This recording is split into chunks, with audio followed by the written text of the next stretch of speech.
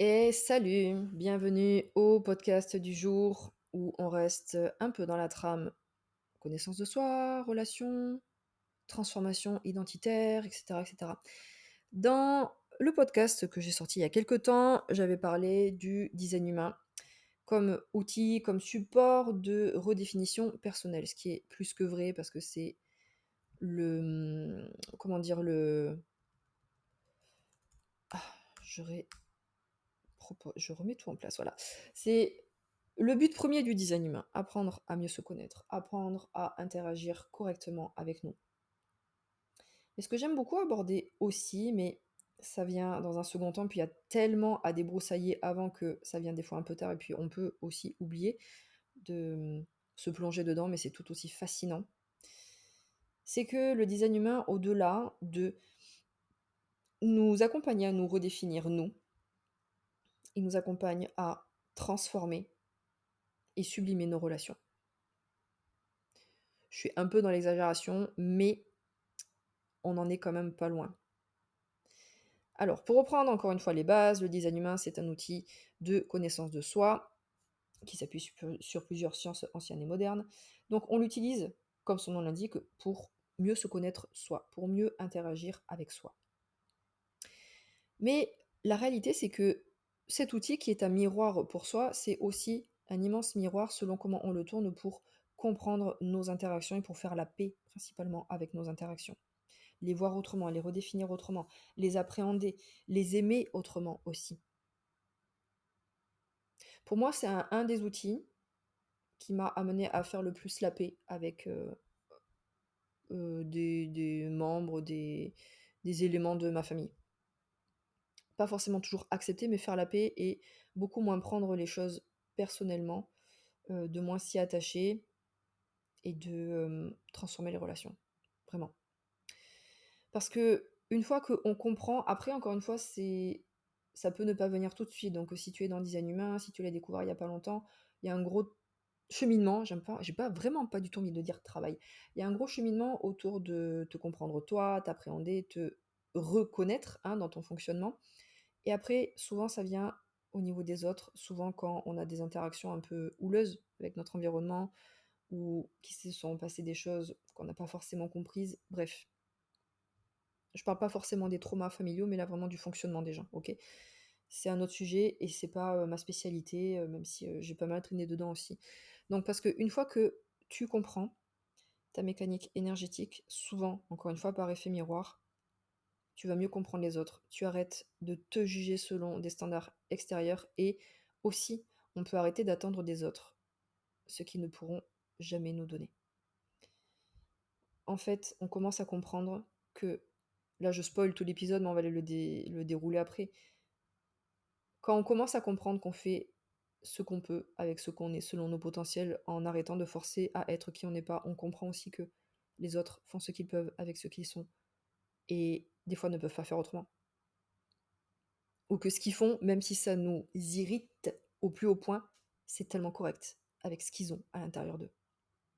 Et ça, c'est une abominable vérité qu'on va les développer maintenant.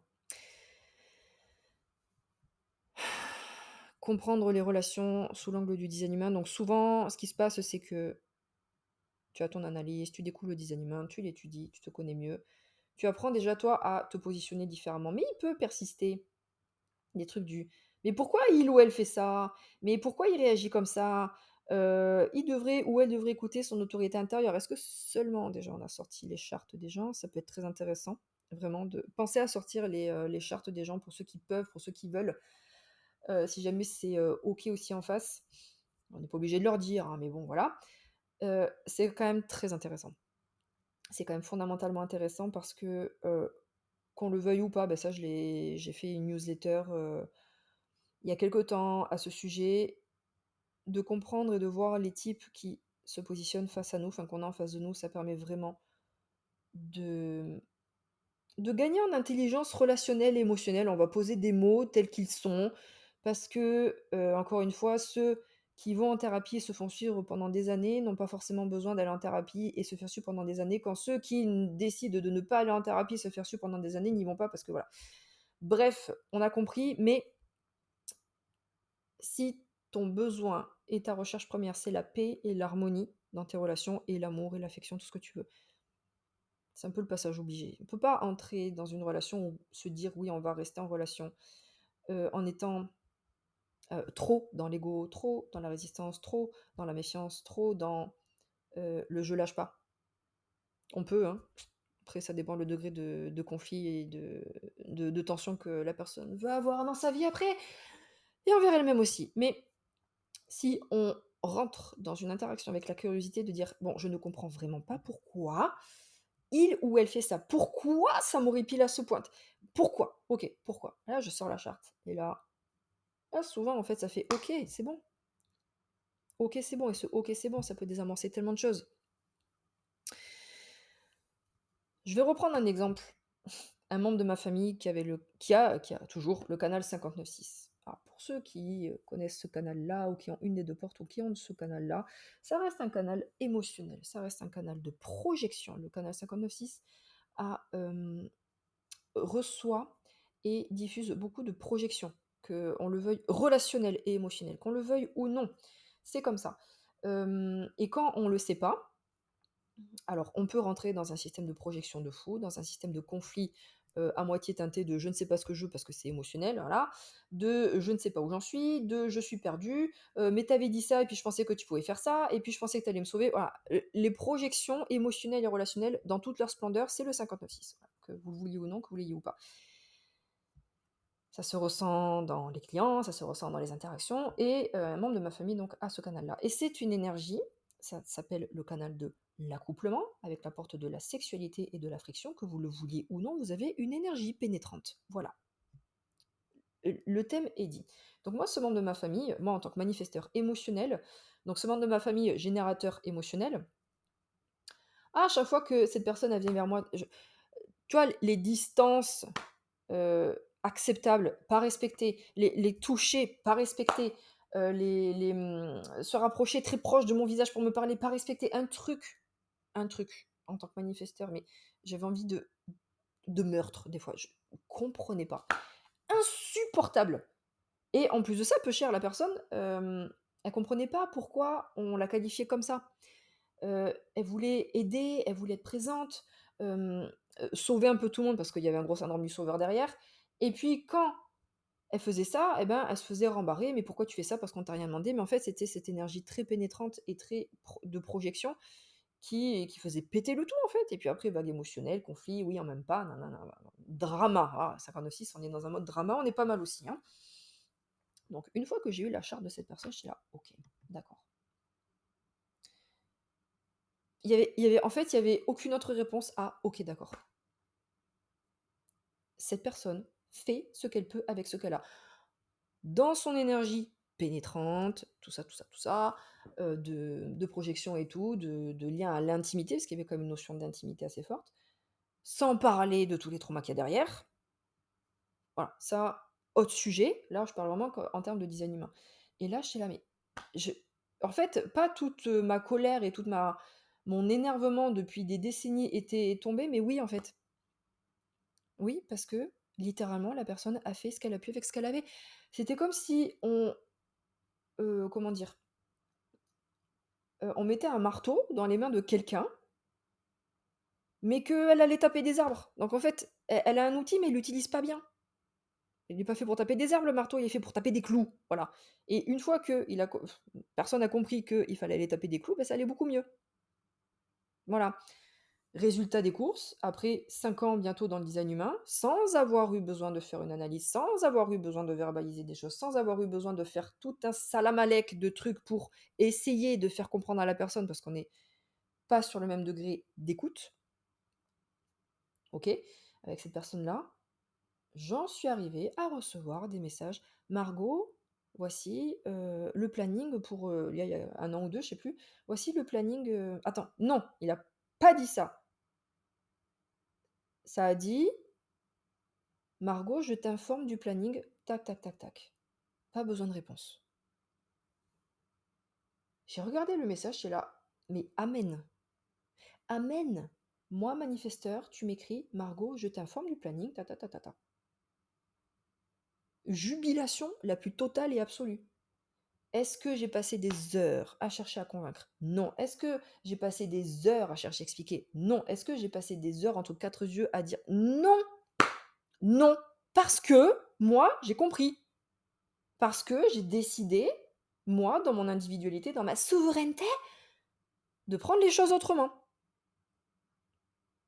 Parce que j'ai décidé de considérer que cette personne a fait ce qu'elle a pu avec ce qu'elle avait et que j'ai renforcé aussi mon cadre. Il y a des choses que je voulais plus, il y a des choses que je ne tolérais plus, sans avoir eu besoin de gueuler, parce que je suis pas très fan du conflit non plus. Ça s'est fait tout seul. Oui, ça a pris du temps. Oui, c'est vrai. Mais même maintenant, au contact de cette personne, malgré son 59.6 qui n'est pas parti, hein, parce que voilà, c'est moins intense, c'est moins pénétrant, c'est beaucoup plus, fugace, ça reste moins collé. Non, c'est beaucoup plus léger, comme si la personne s'était rééquilibrée toute seule. Voilà, et ça, on va aller un petit peu plus loin. Moi, j'ai la porte 59 dans mon design, OK? J'ai une partie de ce canal-là, la porte 59, c'est la porte de la sexualité. Je reprends beaucoup mes exemples pour que ça soit concret, hein, pour vous. Pendant longtemps, très certainement que j'ai eu un fonctionnement complètement incorrect de cette porte 59. Sans aucun doute, sans absolument aucun doute. Donc, parlons en termes de fréquence, comme Tesla. Supposons que vu que je l'utilisais mal, encore une fois, moi aussi j'avais un outil que j'utilisais mal, j'avais un tournevis si j'allais déboucher des éviers avec, voilà. Ma fréquence, elle était claquée. Pas claquée, mais pas ouf, quoi. On est bien d'accord. Un tournevis, ça ne sert pas à déboucher un évier. Bon. Et puis au fur et à mesure du temps, j'ai compris que mon tournevis servait à monter des meubles, voilà. À monter et démonter des vis, donc des meubles, voilà. J'ai mieux compris, j'ai fait des erreurs, voilà. Aujourd'hui, je monte les meubles peu que peu. Je me débrouille bien, ok? Et parce que j'utilise mieux mon outil, ça se diffuse à l'autre. Moi, je reste assez persuadée de ça. Du temps qu'une personne commence à se réguler dans l'utilisation, dans l'expression de ses potentiels, encore une fois sous l'angle du design humain, ça influence les autres. Tout comme une personne qui est dans un état de colère, dans un état de rage, de revendication, etc. Si on baigne toute la journée, toute la semaine avec des personnes comme ça, à la fin de la semaine, on est un peu vénère. Hein, ça se diffuse, on est bien d'accord. Et bien là, c'est pareil. Si dans les échanges, de manière complètement invisible et non verbale, mais juste impalpable, on sent en face que j'utilise mieux mon outil, que ça se passe bien comme ça. Alors, moi, j'ai un rôle de manifesteur là-dedans aussi, donc moi, comment dire, en m'autorisant à fonctionner correctement, je sais que j'impacte aussi les autres à le faire. C'est voilà, c'est l'impact du manifesteur, il est aussi là comme ça. Et ben, en fait, la personne, elle s'est régulée toute seule. Elle a dû se dire: «Ah ben, ah Margot, elle utilise bien son tournevis. Eh ben, peut-être que mon clou, il est pas fait pour aller buter des arbres, il est fait, en fait, pour aller, enfoncer des clous. Mais ça marche mieux!» Et est-ce que j'ai fait ma Hitler en disant: «Fais ci, fais ça»? Non. Je me suis juste, moi, réalignée dans l'utilisation de mes potentiels, dans l'expression de mes potentiels. Ça s'est diffusé à l'autre. Je crois beaucoup à ça. Et encore une fois, c'est l'impact du manifesteur. Et encore une fois, un manifesteur complètement pas aligné dans sa rage, dans sa colère, ben, il va un peu impacter l'autre comme ça aussi, hein. L'expression haute, si on peut appeler ça haute, se diffuse, tout comme l'expression basse, si on peut appeler ça basse. Ok? Donc ça, c'est quand même assez intéressant de constater l'évolution des gens là-dedans, sans que on ait besoin de gueuler, on ait besoin de dire gna gna gna, mais non, c'est comme ça, j'en ai marre, claquer des portes. Alors, s'il y a des croix de l'attention par ici, oui, vous allez avoir ça, c'est sûr, que vous le vouliez ou non. Si vous avez le 25-51, certainement aussi un peu derrière. Si vous avez le 35-36 aussi, il faut que ça pète et que ça gueule au bout d'un moment. 19-49, pareil. Bon, voilà, on fait ce qu'on peut, encore une fois, avec ce qu'on a. Mais c'est correct pour vous de faire la révolution, de faire la crise, de choquer les gens. Voilà, mais c'est correct. C'est tout. Donc, se remettre sur une fréquence, je dirais saine, pas forcément élevée ou haute, mais saine pour soi, influence la fréquence d'expression des autres. Ok? Dans les relations, le fait de comprendre la charte des autres, moins de projection, plus de reconnaissance. T'es un profil 2-4, t'es entouré de 3-5. entouré de 3-5. Tu jamais compris ces extraterrestres-là, les 3-5. Voilà, on va reprendre, histoire de bien enfoncer le clou. J'ai fait un podcast avec Florence sur les 3-5, je vous invite très vivement les 3-5 à aller l'écouter. Voilà, tu es un 2-4, tu es entouré de 3-5. Ouais, j'allais dire, il y a rien qui si. Bon bref. Tu comprends pas les extraterrestres. Tu comprends finalement que la ligne 5, c'est une ligne de projection, c'est une ligne qui va chercher à sauver, c'est une ligne qui est un petit peu parano. Et là, tu vois ton entourage, tous tes 3-5 autour de toi, ces 3-5 sur lesquels tu avais pu projeter de manière consciente et surtout inconsciente, qui te sauvent, qui t'aident, les personnes de dernier recours, à leur demander des trucs parfois impossibles, qui sont en dehors de leur champ de compétences. Et là, tu dis: «Ah, mais en fait, ces personnes-là, déjà, ne sont pas faites pour me sauver. Elles sont faites, oui, pour apporter des solutions, mais sur quelque chose de précis, pas forcément sur tout. Elles ne sont pas là pour me sauver. Si elles ne sont pas là pour me sauver, je vais diminuer en divisant par 10 les projections que j'ai sur elles. Bah oui. La ligne 5 n'est pas faite pour te sauver tout le temps. Un petit peu si, voilà, parce que le monde compte sur vous les 3-5, hein. Enfin les lignes 5 plutôt, bon courage. Mais du temps qu'on comprend ça, c'est incroyable. Hem, est-ce que je peux donner un exemple? Parce que les 3-5, moi j'en ai plein autour de moi et enfin, les 3-5, ils ont un peu une énergie, semblable aux manifesteurs dans le sens où, ils sont là un peu en dernier recours. Enfin, moi, je sais pas si on pourrait dire vraiment, tendance manifesteur, mais je m'entends bien avec les 3-5 déjà parce que je suis entourée, que j'en ai plein de partout. Ma mère est 3-5, mon frère est 3-5, un de mes frères est 3-5, Florence est 3-5. Qui c'est que j'ai d'autres? J'ai plein de potes 3-5 et disons que j'ai été tellement entourée de eux que je dirais pas que j'ai pas de projection, mais j'en ai très peu sur eux, par rapport à toutes les projections qui peuvent se prendre dans la tronche, d'autant plus que la ligne 5 dans le profil 3-5, elle est inconsciente, donc ça amplifie tout. Et, et c'était marrant parce que justement, Florence, elle m'avait dit une fois, mais t'es sûre que si un jour tu as des projections sur moi, tu me le diras? J'ai dit, mais cette question n'a pas lieu d'être parce que c'est un non-sujet, je n'aurai pas de projection sur toi. Je dis pas que je n'en aurai pas, mais elles seront limitées à la hauteur de ce qu'on peut avoir comme projection en tant qu'être humain. Voilà, si une personne c'est notre amie, on attend de elle qu'elle soit là pour nous, qu'elle puisse nous écouter quand il y a besoin. Projection normale. Voilà. Si la personne c'est mon amie et que finalement je sens que je peux compter sur elle et puis au dernier moment elle me dit non, non, j'ai pas le temps et puis surtout me parle plus, les projections s'effondrent, mais ça reste à un point de vue humain, émotionnel humain, pas déconnant. Voilà. Donc moins de projections, plus de reconnaissance, plus de compréhension. Tu comprends que l'autre n'agit pas contre toi, mais il agit selon sa propre mécanique. Je reprends l'exemple du 59.6, je reprends l'exemple des lignes 5. Qu'est-ce qu'il peut y avoir d'autre? 18-58. Alors, un 18-58 pas forcément aligné, il va vouloir te corriger toi tout le temps, parce que voilà, les 18-58 on vous aime bien, mais si vous n'êtes pas calibré, c'est chiant, hein. On va dire ce qui est aussi. Mais bien calibré, en fait, comment dire? De le voir avec un œil, OK, la personne elle a 18-58, elle ne peut pas s'empêcher de voir les détails, de voir ce qui ne fonctionne pas, de vouloir corriger. C'est juste que faut peut-être lui rappeler que elle pourra pas corriger une personne, elle pourra peut-être corriger un système, un process, une organisation, pas forcément ni elle, ni une autre personne. Et en le diffusant, même pas forcément en le disant, en le diffusant, ça peut avoir son effet. Les 18-58, il y en a besoin pour corriger.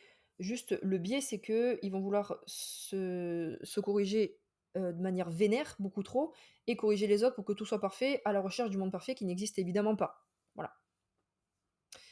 Donc c'est plus ça la déviance qu'il pourrait y avoir. Hem, mais la personne agit selon sa mécanique. Si un 18-58, tout bien calibré qu'il est, ou elle est, entre dans une pièce et bien il y a un tableau qui penche, il va aller remettre le tableau droit. Est-ce qu'on peut lui en vouloir? Non. OK, 18-58, il faut que ça soit corrigé. OK, prenons-le à la rigolade en fait. Incroyable. La clé, c'est l'humour aussi. Ça amène une très profonde nouvelle grille de lecture, tout ça. Au lieu de juger ou de se dire, «Ouais, la personne trop imprévisible». Manifesteur. Hem, trop, éparpillé, générateur manifesteur. Trop, pénétrant, projecteur. Trop lent, générateur. Les générateurs, c'est pas que vous êtes lent, mais vous avez un rythme très à vous, OK? C'est pas péjoratif, mais, hem, vous avez votre rythme, OK? Et il peut être, entre guillemets, «moins rapide» que le canon qu'on diffuse dans la société. Reprenons et disons les choses telles qu'elles sont. Et c'est parfait comme ça. C'est parfait, hein. Donc, quand je dis trop lent, c'est pas du tout péjoratif, tout comme quand je dis, trop dispersé pour le générateur magnétiseur, parce que c'est sa nature d'être dispersé. Voilà, il doit aller dans tous les sens. Bon, OK, c'est en fait, la personne, elle a sa mécanique. Le projecteur, il va te lire comme tu as jamais envie, c'est juste que, tu l'as pas forcément invité, c'est pas le moment et que voilà. Mais est-ce que c'est, comment dire? Est-ce qu'on peut lui en vouloir? Non, il est fait pour ça. Il est fait pour ça, voilà. Même si ça peut être agaçant. Manifesteur complètement imprévisible pour, les control freaks là, il est là pour ça. Tu ne pourras pas contrôler un manifesteur, cherche-le seulement. Tu as intérêt à pouvoir assumer une colère derrière et pas la moindre. Voilà. Hem, En fait, c'est juste OK. C'est OK, en fait. Et juste ce OK, ça vraiment, ça déconditionne tellement tout. La paix relationnelle, qu'est-ce que ça amène tout ça? Au lieu de lutter pour que l'autre fonctionne comme toi, tu as juste la dynamique. Qu'est-ce qu'il y a eu? Je reprends un exemple que j'ai mis en story là, il y a quelque temps. Ma mère, générateur, manifesteur 3-5, émotionnel. Un jour, elle m'a bref, un jour, elle m'a raconté: «Oui, je me suis levée en robe de chambre, pyjama, je suis allée prendre la scie sauteuse à 7h30 du matin et je suis allée scier du bois parce que j'avais une idée». Voilà, ma mère, elle est très artiste aussi. Et mon père qui allait la voir, il dit: «Mais, tu fais quoi?» Et elle: «Je scie du bois!» Tu vois le truc de la passionnée qui est dans son truc et qui aurait pu péter un plomb si on l'avait gênée. Alors qu'elle, elle m'a dit très bien: «Mais ton père, il fait ça, mais je le tabasse. Pourquoi il va faire ça en pyjama?» Et beh, elle, elle allait faire ça en pyjama, en chaussons, avec sa robe de chambre, scie sauteuse, je la vois bien vénère là dans la grange en train de scier son bois. Normal! Est-ce qu'on peut lui en vouloir? Pas du tout. Générateur manifesteur, elle s'est levée un matin, elle avait le feu aux fesses, elle allait scier des bois, scier du bois. Voilà! C'est incroyable! Qu'est-ce qu'il y a à faire à part ça? Dire: «Vas-y surtout, continue». Voilà, générateur manifesteur, ça fait 2 fois que j'en parle un peu. Prenez votre liberté, prenez votre espace. Voilà, voilà. Et faites ça avec un générateur manifesteur, mais vous allez le rendre heureux, il va vous foutre la paix, il va être vidé le soir, il va être trop content. Voilà, c'est magnifique. Donc est-ce qu'il y a quelque chose à dire? Non, je pense pas. Qu'est-ce qu'on pourrait avoir d'autre? Qu'est-ce qu'il y avait d'autre? J'essaie de voir des exemples. Bon, il y en a déjà eu pas mal, mais ah oui, il y a 3 ans, je crois? 3 ou 4 ans? Je sais plus, 4 ans, il me semble. J'étais allée à un festival avec un pote, manifesteur splénique. On partageait la même chambre et moi je suis arrivée avant lui dans la chambre. Moi, émotionnelle, manifesteur émotionnel, hein, tout ce que tu veux. Je lui envoie un message, un vocal, je sais plus: «Oh, il y a une baignoire dans la salle de bain, incroyable, on va pouvoir prendre des bains et tout, entre les sessions de danse et tout». Genre, la drama dans le bon sens. Lui, il me répond: «OK, cool».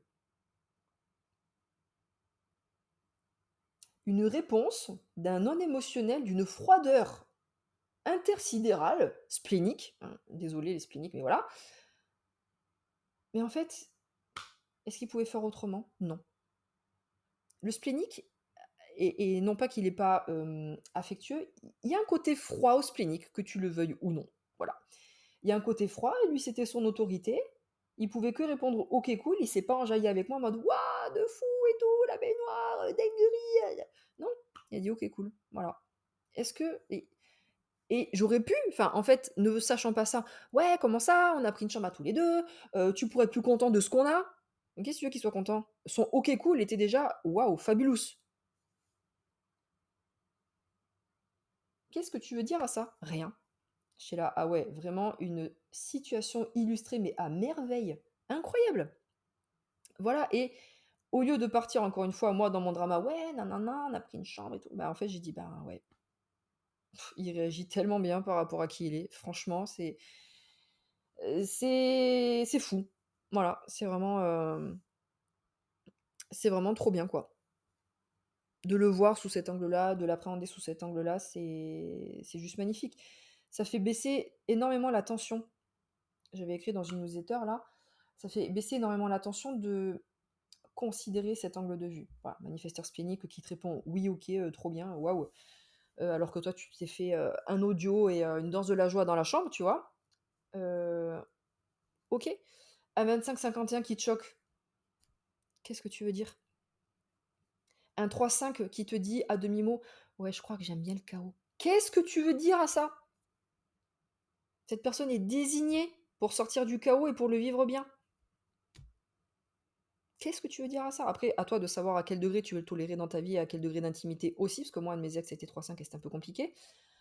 Hem, qu'est-ce qu'il y a d'autre? Un 8 qui te dit: «Fous-moi la paix, je dois créer». Qu'est-ce que tu veux dire à ça? Surtout, ne lui dis pas: «Non, dans le cinéma». Enfin bon, en fonction d'eux. Surtout, fous-lui la paix au 1-8. Laisse-le ou laisse-la créer là, là. Ne l'interromps pas, ne lui parle pas, ne lui dis pas: «Mais vas-y ma chérie, tais-toi, tais-toi, tais-toi». Laisse-la mettre son casque, laisse-la peindre, laisse-la écrire, dessiner, que sais-je. Ne lui parle pas, de toute façon, tu écouteras pas. Tais-toi, tais-toi, c'est tout, il y a que ça à faire. Hem, qu'est-ce qu'on a d'autre? Heu, 37-40, quand il part dans son drama, quand il force un peu là pour avoir ce qu'il veut. Bon, tu le recadres gentiment, mais qu'est-ce que tu veux faire? Pareil, 37-40 qui dit: «J'ai besoin d'un câlin». Non, non, débrouille-toi. Tribal, émotionnel, hypersensibilité. D'ailleurs, pour 37-40, c'est les câlins du design humain, que vous vouliez ou non, voilà. Câlin. Soit un de ces langages d'amour, il y a des chances pour le 37-40, ça passe par le toucher, sans forcément parler et déblatérer. Juste le toucher. On s'apaise, on respire juste. 37-40, c'est son langage d'amour. Une partie, évidemment, pas que, mais incroyable. Et quand on comprend ça, après, encore une fois, c'est on comprend l'autre. Est-ce que on veut aller dans ce sens-là tout le temps? On peut ne pas. Le 1-8, non, non, il faut que je crée. OK, bah, vas-y, crée. Moi, je vais au cinéma. J'ai vraiment envie d'y aller, voilà, je te laisse créer, tant pis, je suis un peu frustrée, mais voilà, je vais à mon cinéma, puis toi crée. Vas-y, on se retrouve après. 37-40, si toi, tu as pas l'humeur de faire un câlin, bah, écoute, oui, je veux bien être présente, mais je suis vraiment pas d'humeur à faire un câlin, j'ai besoin de me retrouver seule moi aussi, mais je suis là et si tu veux, on se retrouve après. En fait, tu vois ce que je veux dire? C'est de poser des mots, de reconnaître, en fait. De reconnaître certains traits de caractère ou certains potentiels de la personne et de les considérer. Rien que ça. Rien que ça, life changer. 59,6, OK. Il ou elle est pénétrant, qu'est-ce que tu veux faire? Bon, je te sens juste, j'ai besoin d'un peu plus d'espace là parce que, tu un peu sur moi là. Mais je reviens tout à l'heure ou juste, je me déplace un peu, mais voilà, j'ai besoin d'avoir un peu plus d'espace dans mes mouvements. Mais t'inquiète pas, je suis à côté, je vais pas t'abandonner, et c'est pas il y a pas de nœud dans ma tête, c'est juste que moi, j'ai besoin de mouvement, j'ai besoin de me mettre à côté de toi, mais pas que tu sois sur moi, étalé sur moi, c'est juste ça. OK, on peut dire les choses très simplement sans faire de nœud aussi. Ce serait l'objet d'un autre podcast aussi, de pas faire de nœud derrière ce qu'on dit. Anyway, donc aussi un dernier point avant de finir ce podcast, quand tu te redéfinis toi, tu changes automatiquement ta façon d'être en lien, slash la fréquence que tu diffuses, comme on avait un peu évoqué tout à l'heure. Tu arrêtes de chercher validation et permission, toujours un petit peu, on reste des êtres humains, OK? Mais pas, de manière maladive ou alors en conscience. OK, aujourd'hui j'ai encore besoin de validation, de permission. Je le sais, je le vois, voilà. Est-ce que c'est je dis pas ça pour moi, mais c'est de considérer, comment dire? Que, de voir nos schémas et c'est OK aussi de ne pas les fracasser tous d'un coup. C'est hyper activant dans le système nerveux. Moi, je suis pas du tout partisane de ça. Je suis plus partisane de progressivement, déjà de voir les schémas, de t'en détacher petit à petit, de faire la désintoxication progressive. Il y en a qui partiront très vite, des schémas de répétition, d'autres qui auront besoin de plus de temps. Voilà, ben, c'est comme ça. On peut pas être parfait, on peut pas tout guérir en une incarnation de toute façon. C'est OK, bah, aujourd'hui, bah, j'ai encore besoin de validation, j'ai encore besoin d'un peu de reconnaissance ou qu'on me dise: «Oui, vas-y». OK, OK, c'est bon, voilà. Il y a pas de mal à ça, du temps qu'on le voit. Quand tu redéfinis la relation, tu libères de l'espace pour que chacun brille selon sa mécanique, c'est l'amour et la collaboration sans conditionnement. Ça, c'est extrêmement important aussi. j'aurais dû en parler pendant plus longtemps. Quand on comprend l'autre, on laisse de l'espace, cet espace qui a souvent été étouffé dans nos relations, pour laisser l'autre et soi-même être qui on est et qui ils sont.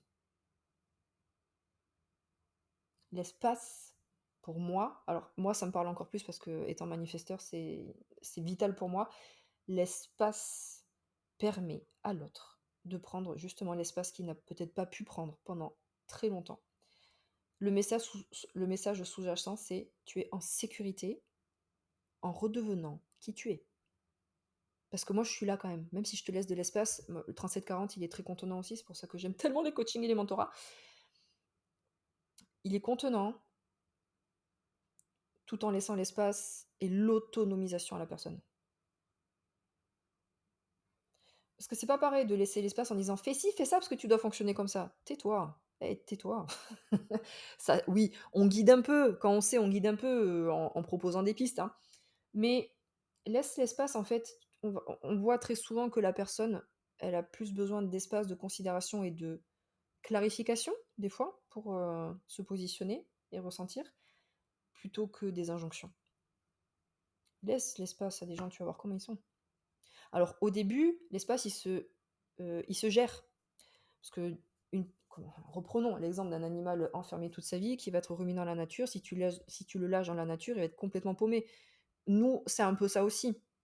Si on passe de relations enfermées, enfermantes pendant des dizaines d'années des fois, et que d'un coup il y a trop d'espace, c'est hyper anxiogène. C'est pour ça que j'adore les mentorats et les accompagnements. C'est en fait canaliser la diffusion de l'espace pour que la personne prenne ses repères en toute sécurité et ne pas l'activer dans son système nerveux et dans tous ses systèmes de défense. Voilà. Ça, encore une fois, c'est de la mécanique relationnelle, c'est de l'interaction, c'est de la fréquence à laquelle on se voit, etc.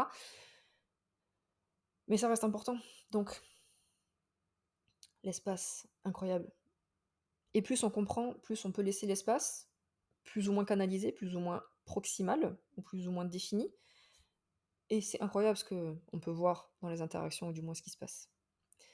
Donc voilà, je pense que c'est qu'une partie de... Je parle même pas de la sphère intime, parce que là, on pourrait rentrer dans le plexus solaire, les portes, les attentes, la communication. Bon, disons que ça peut déjà grandement aider sur les interactions de fond, le fond des interactions plutôt. Voilà, je pense que ce podcast aura été pas mal pour aujourd'hui. Merci de m'avoir écouté. Au plaisir d'avoir vos retours, vos impressions, vos sensations par rapport à tout ça. Et je vous dis à très bientôt sur Instagram ou sur une autre plateforme, que sais-je. Ciao, ciao!